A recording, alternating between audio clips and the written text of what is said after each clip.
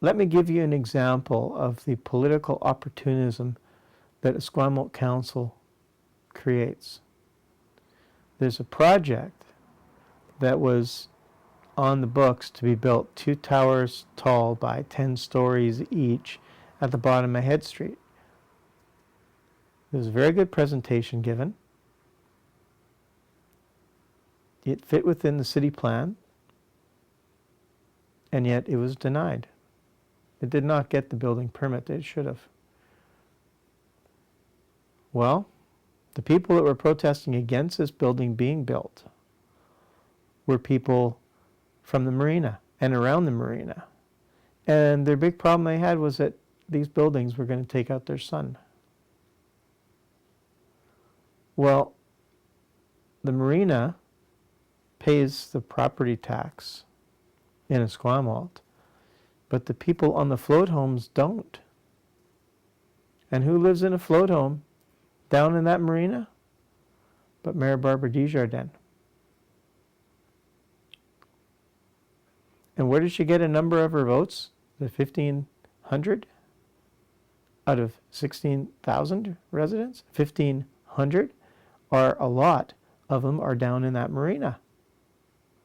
So of course, even though she declared herself to be in conflict of interest because her husband did business with Lindholm, the rest of the council were sure to vote this project down this time before the election, because Mayor Barbara Desjardins would have lost a lot of support in the next election. Mark my words, folks, when they bring that project back up after the election, if Mayor Barbara Desjardins is in office, that project will be approved. It will be approved by the same councillors that voted it down. They didn't vote down for any other reason than it was brought up before the election, and core votes would be lost. So essentially, it's a lie. Now, where's the cost in that building permit being refused? Of course, with the developer. You wanted to talk about building permits and how that takes place. You know, the Legion, I've been following this for a long time. I've had my business in Esquimalt for 15 years. I've been watching this Legion struggle to get a building permit. And the Legion wants to build a fairly tall The first design residential building was over the limit that Esquimalt allowed. That was part of the problem. But it's been 11 years. Since the first application. 11 years, and Mayor Barbara Desjardins was as a councillor or as a mayor for 9 of those 11 years. You think a building permit should take 11 years? Imagine the building costs, how they went up in 11 years.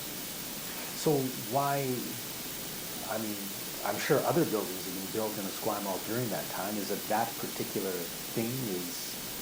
There have been some built, but not many.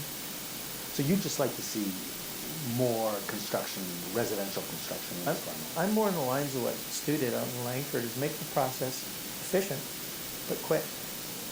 Get the jobs going, get people working, get the building going, and then have the development work around that. You have more people living in a square area, then you have more opportunities for restaurants, more opportunities for barbershops, more opportunities for almost every kind of business.